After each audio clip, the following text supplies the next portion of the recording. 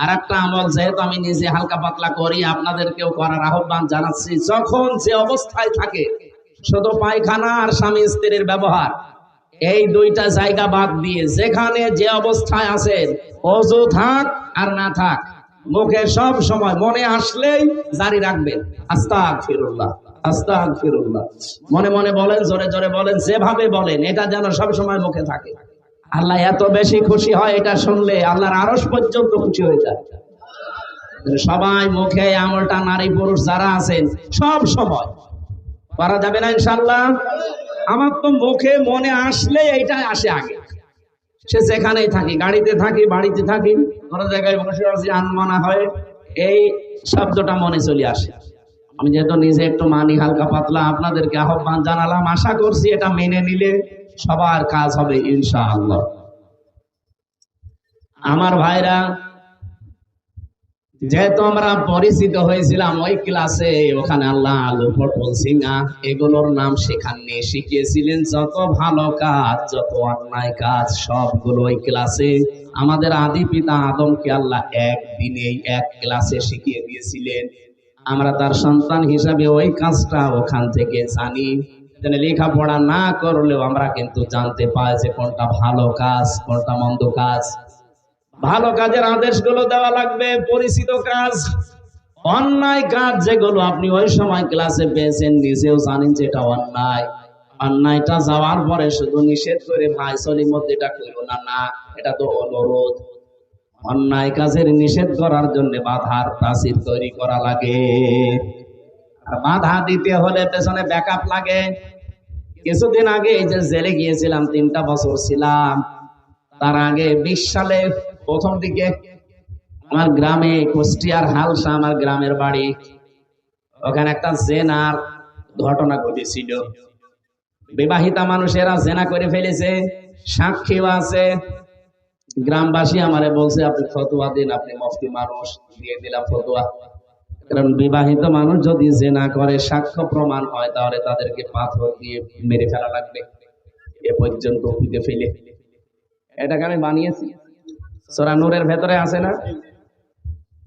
এখন এই ফতোয়া দেওয়ার পরে গ্রামবাসী যারা আছে, মেম্বার, চেয়ারম্যান, এলাকার সবাই মিলে যদি বলে হুজুর ফতোয়া দিয়েছে, এ কার্যকর করা হবে।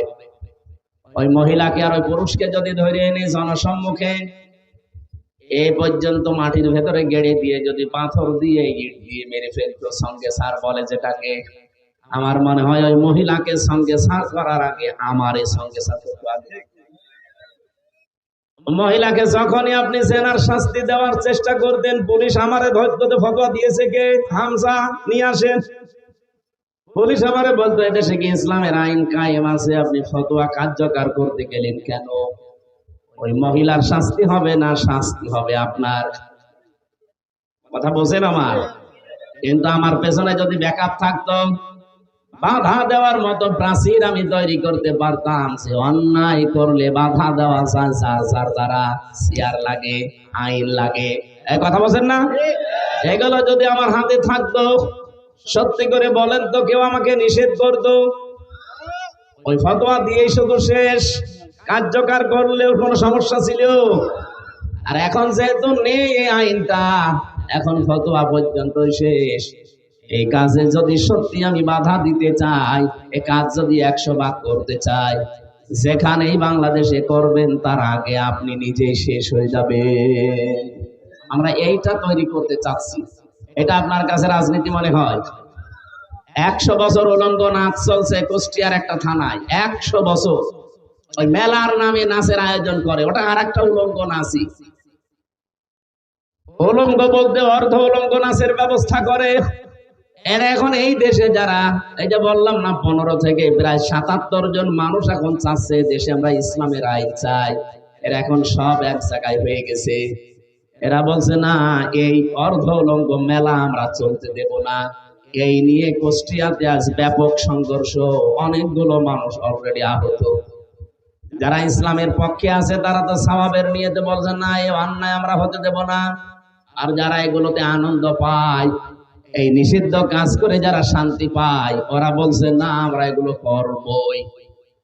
আপনি সৎ কাজের আদেশ যখন দিলেন, অন্যায় কাজে বাধা দেবেন না। এক কথা বলেন না কেন? এই বাধা দেবেন যারা বুঝে ফেলেছেন, তারা যত কিছু সামনে আসুক সব উপেক্ষা করে বাধা দিতে গেছে, এই শুরু হয়েছে মারামারি।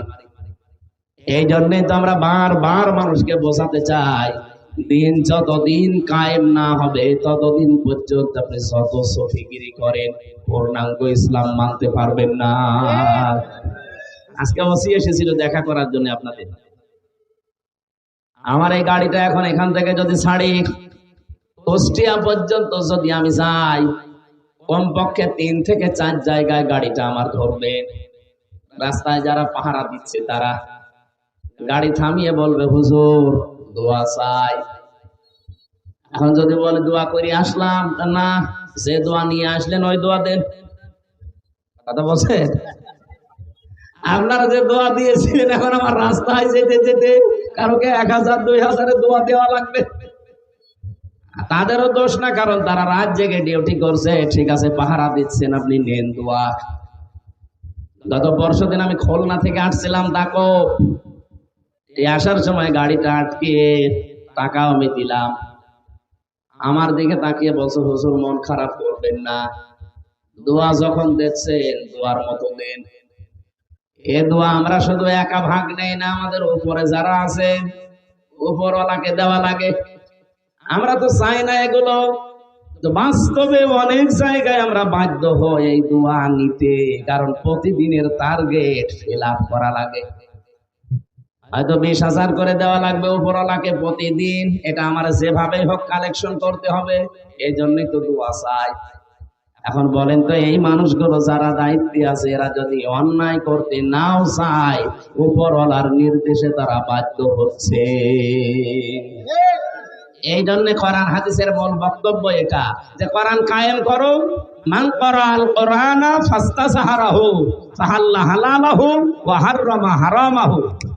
যদি কেউ কোরআন পড়ে আর কোরআনকে যদি ইজহার করার চেষ্টা করে, ইজহার মানে না না, এখানে ইজহার মানে বিজয় করা। ওটা তো আরবি গ্রামারে যেখানে আমরা তাসবিহ পড়ি সেই জায়গায় ইজহার মানে প্রকাশ করা, ইজহার মানে স্পষ্ট করা। এখানে কোরআন এবং হাদিসে যেখানে ইজহার আসবে, এর বাংলা অর্থ দাঁড়াবে ইজহার মানে বিজয় করা। তাহলে কোরআন পড়লে শুধু হচ্ছে না, কোরআনকে বিজয় করার জন্য যারা চেষ্টা চালাবে। এ কথা বলার পরে আল্লাহর নবী ফা দিয়েছেন, ফাহাল্লা হালালাহু ওয়া হাররামা হারামাহু। ফা না দিলেও কিন্তু আমরা অর্থ করতে পারতাম, বিশেষ করে আমরা যারা আলেম আছি। এটা সরালে পারে, আবার 5 মিনিট পরে উপরে দিয়ে এই ফ্যান আর দেওয়া লাগবে না, এটা উপরে চলছে তো, আপনি এখানে বসেন, লাগবে না, এটা চললেই হবে। 5-7 মিনিট পরে এখানে একটু দিলে আমার ঠান্ডা হয়ে যাবে না, আর কথা বলা যাবে না। হ্যাঁ, ও আপনাদের লাগবে, সাউন্ড যাবে তো, এই জন্য তো নিষেধ করছি। থাক, একটু কষ্ট করেন আজকের জন্য। আমার অনেক গা ঘেমে যাচ্ছে ভেতরে, জ্বর তো, এই কারণে। আপনারও কি জ্বর না? ও টাঙ্গাইল বাসিক, এই ফা শব্দের ব্যাখ্যা আমি বালাগাত মান থেকে, ফা শব্দটা 19টা অর্থে ব্যবহার হয়। এখানে 13 নাম্বার একটা কায়দা পেয়েছি। ওপরে বর্ণিত কোন কাজ যদি দুনিয়ায় কেউ করে থাকে, পরে যে শব্দগুলো আসছে এটা ব্যাখ্যা করার জন্য মাস্ট বি তার জীবনে এটা ঘটবে, এমন অর্থ আসে। আমি বললাম না, আর আলেম যারা আমরা ফা বাদ দিলে অর্থ আমরা করতে পারবো, কিন্তু ফা নবীজি দিলেন কেন? কোরআন যারা পড়ে আর কোরআনকে যারা বিজয় করার জন্য চেষ্টা চালায়, ফাহাল্লা হালালাহু ওয়া হাররামা হারামাহু, হালালকে হালাল জেনে আঁকড়িয়ে ধরে আর হারামকে হারাম জেনে ছেড়ে দেয়, আদখালাহুল্লাহুল জান্নাহ। নবীজি বলেন আল্লাহ তাকে জান্নাতে দিয়ে দিয়েছে, না দেবে। কি বাংলা অর্থ কি আগে বলে? আদখালাহুল্লাহুল জান্নাহ। আল্লাহ পাক, নবী বলেন যে আল্লাহ তাকে জান্নাতে দিয়ে দিয়েছে, না দেবে, দিয়ে দিয়েছে। এটা মাঝি পাস্ট, এটা অতীতকালের শব্দ। আমার প্রশ্ন হচ্ছে আলেমের কাছে, আমরা এখনো তো মরি নাই, জান্নাতে চলে গেলাম কি করে? তাহলে এই হাদিসটা ভুল, আমরা ঘুমাচ্ছি। বলেন, আপনি বলেন। এখনো তো আমরা মরি নাই, তা আমাদের জন্য তো নবীর এই কথা বলা ঠিক হয়নি। তো আমরা মরবো, তারপরে বিচার আচার হবে, এরপরে জান্নাত জাহান্নাম। কেন হাত খোলা দিলেন? মোসারে দিতে পারতেন বর্তমান, ভবিষ্যৎ, প্রেজেন্ট, ফিউচার, পাস্ট দিয়েছেন। অতীতের শব্দ মাঝি লাগিয়েছেন এই কারণে নবীজি গ্যারান্টি দিতে চায়, সত্যি যদি কোরআনে কারিম এদেশে কোন জায়গায় বিজয়ী শক্তি হিসাবে থাকে, ওখানকার মানুষ হালালকে হালাল আর হারামকে হারাম ছেড়ে 100 ভাগ ছেড়ে দিতে পারবে। আর যেই দেশে হালালকে হালাল জেনে আঁকড়িয়ে ধরা যায়, হারামকে হারাম জেনে ছেড়ে দেওয়া যায়, ওই জায়গাটা একটা মিনি জান্নাত হয়ে যাবে। সেরকম দেশ দরকার না? আমরা হালালকে হালাল জেনেও এখন অনেকে মানতে পারছি না, হারামকে হারাম জানার পরেও ছেড়ে দিতে পারছি না, ইচ্ছা থাকার পরে। এরকম জায়গা দেশে আছে না? আপনি চেয়ারম্যানকে জিজ্ঞাসা করেন, প্রধান শিক্ষককে জিজ্ঞাসা করেন, অনেক জায়গা এমন আছে হালালকে হালাল জানার পরেও আঁকড়িয়ে ধরা যায় না, হারামকে হারাম জানার পরেও ছেড়ে দেওয়া যায় না। কারণ ইসলাম কায়েম না থাকলে এটা সম্ভব না। এই জন্যই তো ফাস্তা জাহারাহ দিয়েছে যে কোরআনকে যে ব্যক্তি বিজয় করার চেষ্টা করে, বিজয় করার পদ্ধতি হয়তো বিভিন্ন রকমের আছে, এক একজন এক একটা পদ্ধতি নিয়েছে। এই দেশে গণতান্ত্রিক পদ্ধতিতে কেউ কেউ নিয়েছে, এই পদ্ধতিটা ভুল হতে পারে, এই পদ্ধতি ভুল হতে পারে, কিন্তু তাদের মনের অবস্থা তো ঠিক আছে। আল্লামা সাইয়্যিদ আবুল আলা মাওদুদী রাহমাতুল্লাহ আলাইহি, উনি রাষ্ট্র চিন্তক ছিলেন, রাষ্ট্র নিয়ে চিন্তা করতেন কি করে ইসলাম কায়েম করা যায়। হাজারো পথ মত বিভিন্ন সিস্টেম আছে, উনি একটা পন্থা নিয়েছেন যে গণতান্ত্রিক পদ্ধতিতে এই চিন্তা ভাবনা করে ইসলাম কায়েম করা যায়। আর এই উপমহাদেশে এটা চলছে। তার চিন্তা ভাবনা ভুল হতে পারে, কিন্তু তার মনের ইখলাস, তার অবস্থা যদি ঠিক থাকে, আপনি যদি কায়েম করে ফেলতে পারেন, আল্লাহর সাহায্য মাস্ট বি ইদা জা নাসরুল্লাহি ওয়াল ফাত। যখন আল্লাহর সাহায্য আসবে তখন আপনি বিজয় দেখতে পাবেন। আর বিজয় আসলেই কয়েকটা জিনিস সামনে চলে আসে, ওয়ারাইতান নাসা ইয়াদখুলুনা ফি দীনিল্লাহি আফওয়াজা।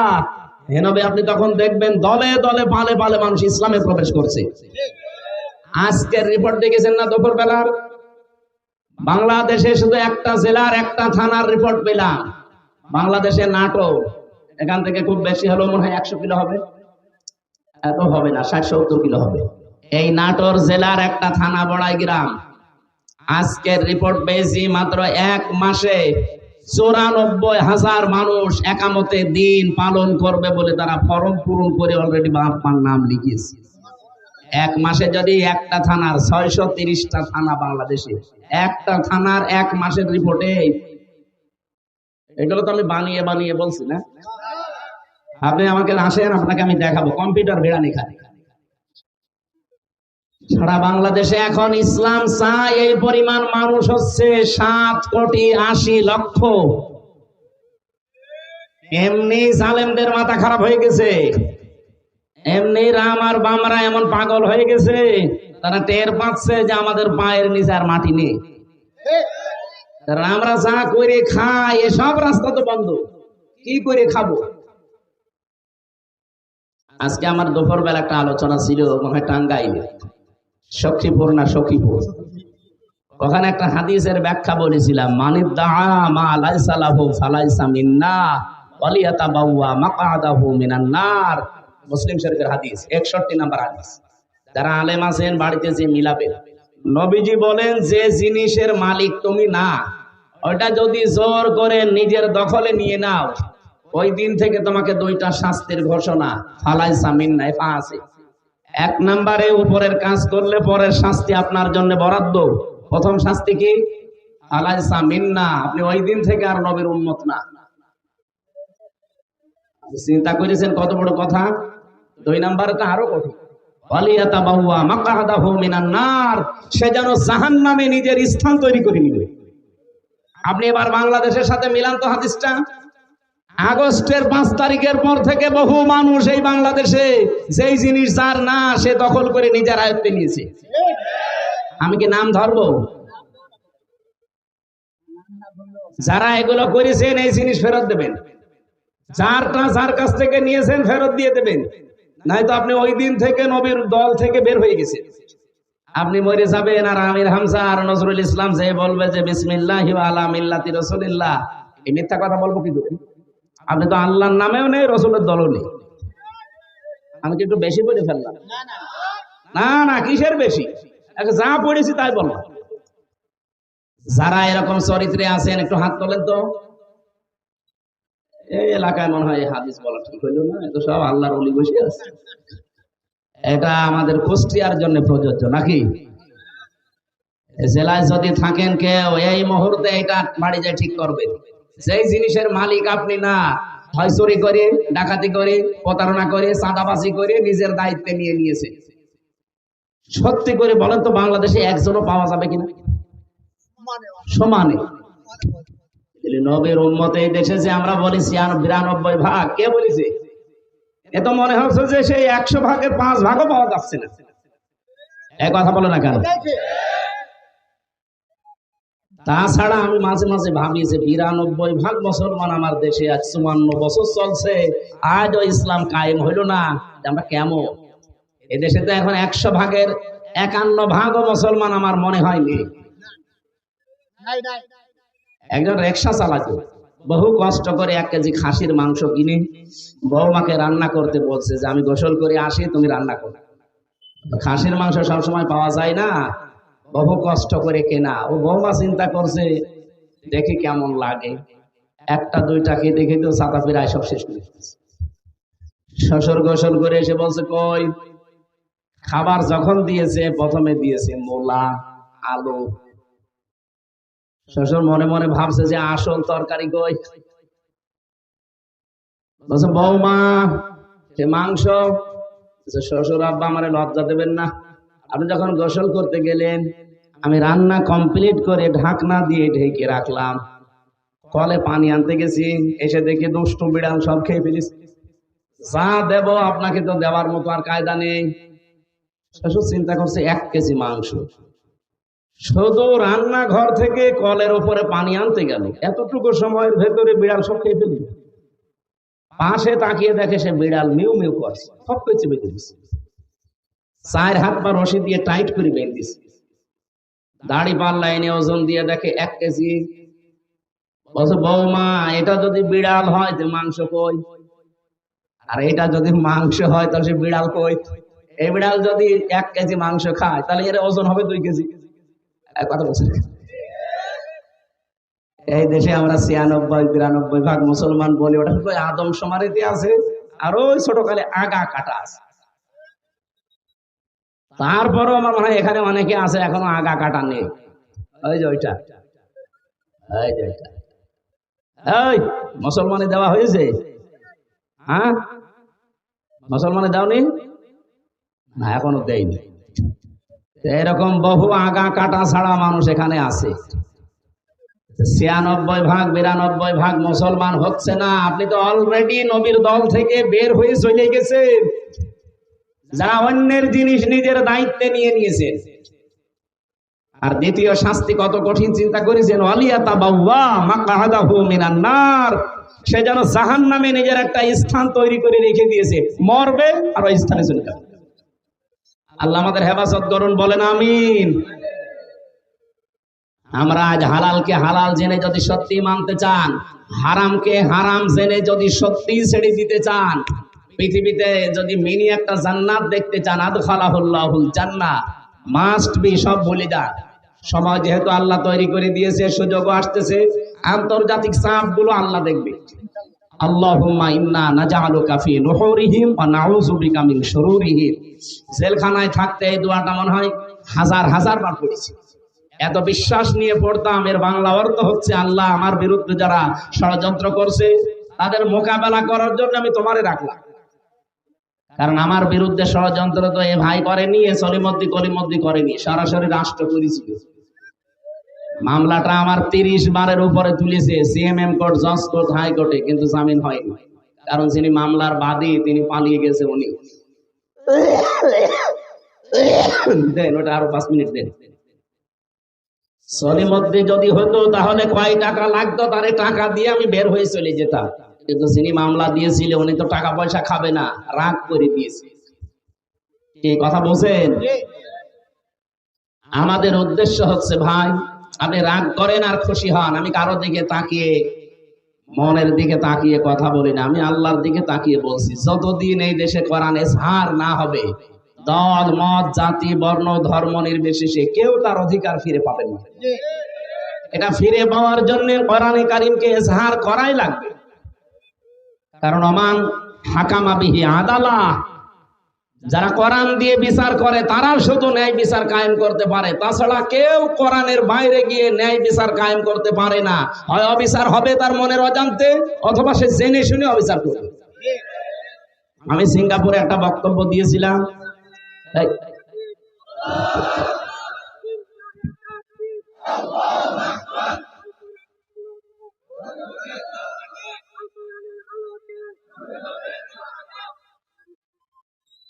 ওখানে আমার জুলুমের উপরে বক্তব্য ছিল। এখান থেকে যারা পালিয়ে গেছে ওই সময়, এই জালেমরা ওই দেশে প্রশাসনে যারা স্বরাষ্ট্র মন্ত্রণালয়ের দায়িত্বে আছে তার কাছে অভিযোগ দিয়েছে যে ওনার নামে দেশে মামলা ছিল, উনি সন্ত্রাস বিরোধী মামলার আইনের আসামি, ওনাকে এই দেশে আপনারা ঢুকতে দিয়েছেন। পরবর্তীতে আগস্টের 5 তারিখের পরে যখন মামলা পুরাটা খারিজ হয়ে গেছে, যাদের যাদের নামে ওরা আমাকে নিয়ে গিয়েছিল ওদের নাম ঢুকিয়েছে যে এরা এসে দেশে বিশৃঙ্খলা করতে চায়। ওরা যদি এই দেশের অবস্থা বুঝে, যে দেখতো যে পুরাটাই তো বানোয়াট মামলা, এই কাগজ এখন অলরেডি আমার খারিজের কাগজ পাঠিয়েছি, যারা যারা উল্টা মামলা মিথ্যা দিয়েছিল আমার নামে অভিযোগ, এখন তাদেরকে ধরে 1 কোটির উপরে টাকা জরিমানা দিয়েছে। মর শয়তানে পা, যে কাজ যে করে না তার উপরে মিথ্যা কিছু চাপিয়ে তাকে কালার করবেন, ওই দোষ আপনাকে দিয়ে দুনিয়ায় আল্লাহ করাবে, এরপর আপনার মরণ হবে। এখানে এই গোনা যেন সামনে কেউ করবেন না, যে যা করেনি তার উপরে চাপিয়ে দিয়ে তাকে কালার করে ফেলে। আপনি কি আমাকে যে দোষটা দিলেন, এই দোষ আমি জানতাম? ছাতা আমাকে দিয়েছিল আনসারুল্লাহ বাংলা টিমের প্রধান, আমি সারা বাংলাদেশে, কি এটা আমি জানি না। পোড়া ডাহা একটা মিথ্যা জিনিস দিয়ে 3টা বছর আপনি আমার জীবন থেকে নষ্ট করে দিলেন। আমি এখন যদি বলি যে আপনাকেও আমি এরকম মামলা দেব, কারণ যতটুকু আমি পেয়েছি আমি তো ততটুকুই দিচ্ছি, আমি তো বেশি করছি না। আপনি সহ্য করতে পারবেন? আমার জীবনের উপরে যত কঠিন পরিস্থিতি তৈরি করেছিলেন, জেলে রেখেছিলেন, জেলে না, ওটা তো জেল ছিল না, ওটা ছিল ফাঁসির কন্ডেম সেল, যেখানে মার্ডার মামলার আসামিরা থাকে। আমি কি মার্ডার করে গেছি? আমার সন্দেহ ভাজক ধরেছিলেন, আর রেখিলা রাখলেন কোথায়? যোগাযোগ বিচ্ছিন্ন করে দিয়েছিল 3 বছর। আমি জানি না বাইরে কেউ আছে কিনা, এমন একটা জায়গায় তালাবদ্ধ করে 24 ঘন্টা সিসি ক্যামেরা দেওয়া, কেউ আমার সাথে যেন কথাও না বলে। এত কঠিন করলেন কেন? যা যা করেছিলেন আল্লাহ আপনাদের উপরে ঠিক তাই তাই করবে। আপনি দেখেন এখন যারা এই জুলুমের সাথে জড়িত ছিল তারা এখন বুক ফুলিয়ে বেড়াতে পারে। নিষিদ্ধ কয়েকটা সংগঠন আছে এই দেশে, ছাত্রলীগ, আওয়ামী লীগ, নিষিদ্ধ না? ছাত্রলীগের যে সভাপতি ছিল তার বাবাটা মারা গেছে কয়েকদিন আগে, তাকে তো এই দেশে কেউ নিষেধ করেনি যে বাবার জানাজা পড়া নিষেধ না, সে ভয়ে আসেনি, কারণ সে জানে আমি গেলে জনগণ পিটিয়ে মেরে ফেলবে। মালয়েশিয়া যে আমি যে হোটেলে ছিলাম, নিচে নেমে দেখি 2 শয়তান বসে বসে চা খাচ্ছে। কি গো এখানে? তো হুজুর আমরা আগেই পালিয়েছি। আপনি আগে পালালেন কেন? আপনার না 620টা বাড়ি বানিয়েছেন, বলছে থাকবো কি করি, বাড়ি তো আর বৈধ না। ও নিজেই বলছে যে হুজুর এখন দোয়া করেন, এখন অন্য দোয়া করলে কবুল হবে? 620টা বাড়ি, আপনি আশ্চর্য হয়ে যাবেন না? একটা বাড়িতেও থাকতে পারে না। ওই দেশেও বাড়ি আছে, তার সাহেব পাড়া নাম দিয়েছে, কিন্তু তালাবদ্ধ, থাকে না, থাকে না হোটেলে। আর এক একটা হোটেলে ভাড়া কি বাংলাদেশের টাকায় 80,000, 1 লাখ, 1,20,000 টাকা ভাড়া। এই টাকাগুলো তো ওর বাবার টাকা না, হ্যাঁ, সবাই জনগণের টাকা। এই জনগণের টাকা ওখানে নিয়ে কয়দিন থাকবেন আপনি এভাবে হোটেলে? বাইরে যেতে পারেন না, বসে বাইরে যে মায়ের খাবো। 20 লাখ বাঙালি থাকে এই দেশে, পিটিয়ে ভক্ত বানিয়ে ফেলেন। কি বৃষ্টি হচ্ছে? হ্যাঁ বৃষ্টি হচ্ছে।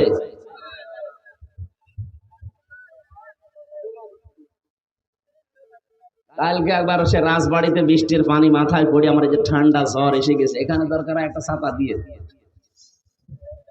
আমরা আর বেশি বিস্তারিত বলতেও চাচ্ছি না। মূল শিক্ষা আমার আজকের ছিল, যেহেতু আর 14 দিন পর একটা দিবস আসতেছে। কি দিবস?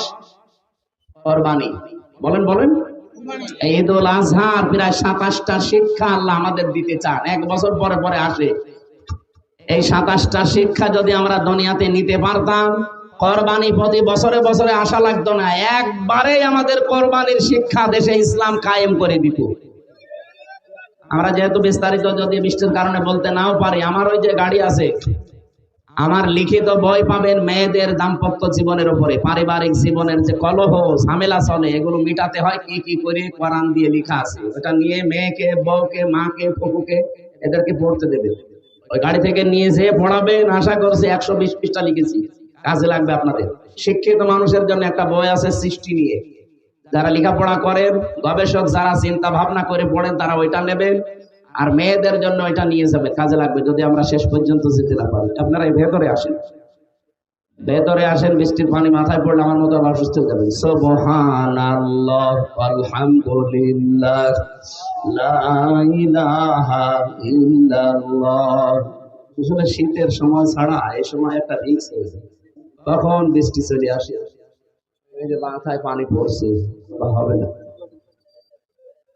আমার আয়াত ছিল আজকের মূল বিষয়, অলিকুল্লি উম্মাতিন জাআলনা মানসাকান। আমি প্রত্যেকটি উম্মতের জন্য মানসাক দিয়েছিলাম। মানসাক মানে কোরবানি। কেন কোরবানি দিয়েছি, কেন এটা করা লাগবে? শুধু গোশত খাওয়ার জন্য নাকি? না, লিয়াজকুরু ইসমাল্লাহি আলা মা রাযাকাহুম মিন বাহিমাতিল আনআম। রিজিক হিসাবে যেগুলো আল্লাহ দিয়েছে, এটা সবাই করার সময় যেন নাম উচ্চারণ হয়। কার? এ কোন নাম? ওই যে আমি এসএম-এর ব্যাখ্যা করছিলাম। আমরা আবার সামনে যদি কোনো জায়গায় মুরব্বী আমার নিয়ে আসতে চাই, যদি আসি আবার কথা বলবো। 1 ঘন্টা চলছে, আমরা আর এই বৃষ্টির কারণে বলতে পারছি না। আল্লাহুম্মা আমিন। লা হাওলা ওয়ালা কুওয়াতা ইল্লা বিল্লাহিল আলিয়্যিল আযীম।